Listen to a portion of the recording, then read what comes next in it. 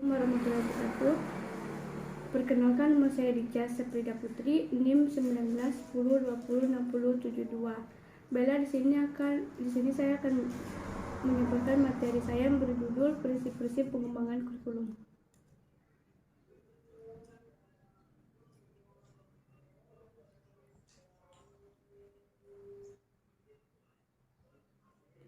A. Pengertian pengembangan kurikulum.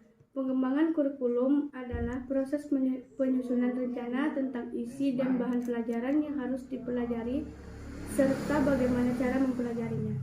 Seller dan Miller menyatakan bahwa kurikulum yaitu serangkaian kegiatan yang dilakukan secara terus-menerus. B. Pengertian pengembangan kurikulum menurut beberapa para ahli. Menurut Superland, pengembangan kurikulum adalah proses perencanaan dan penyusunan kurikulum oleh pengembangan kurikulum dan kegiatan yang harus dilakukan agar kurikulum yang dihasilkan dapat menjadi bahan ajar dan acuan yang digunakan untuk mencapai tujuan pendidikan.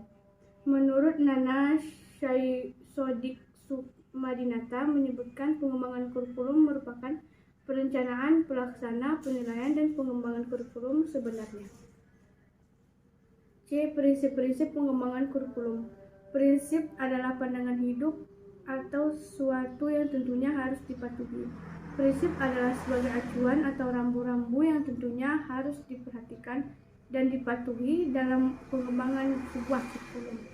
Prinsip-prinsip desain tersebut tentunya mempunyai tujuan agar kurikulum yang didesain atau yang dihasilkan diharapkan sesuai dengan kebutuhan mulai dari anak didik, orang tua, perangkat umum, atau bahkan pemakai jurusan. Yang pertama ada prinsip relevansi. Secara internal, kurikulum memiliki relevansi antara komponen kurikulum, tujuan, bahan, strategi, organisasi, dan evaluasi. Sedangkan secara eksternal, komponen itu memiliki relevansi dengan tuntutan sains dan teknologi, serta tuntutan dan kebutuhan pengembangan masyarakat. Maka dalam membuat kurikulum harus memperhatikan kebutuhan lingkungan masyarakat dan siswa di sekitarnya, sehingga nantinya akan bermanfaat bagi siswa untuk berkompetisi di dunia kerja yang akan datang. 2. Prinsip fleksibilitas.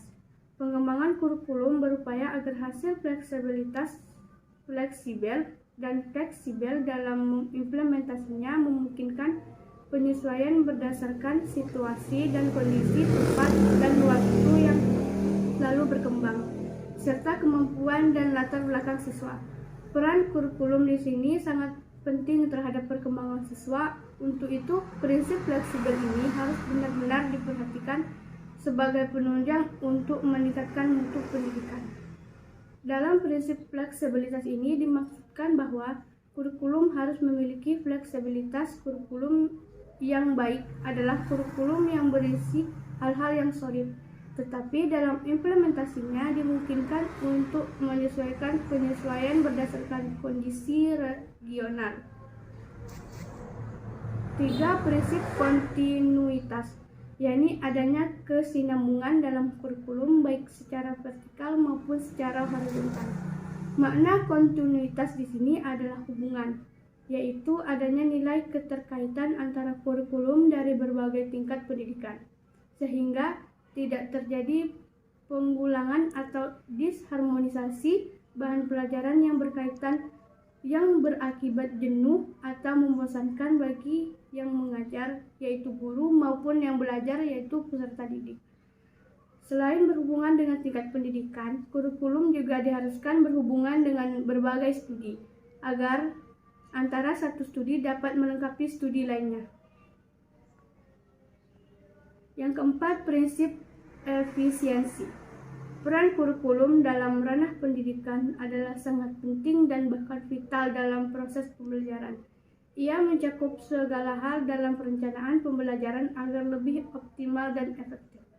Efisiensi adalah salah satu prinsip yang harus diperhatikan dalam mengembangkan kurikulum, sehingga apa yang telah direncanakan sesuai dengan tujuan yang ingin dicapai.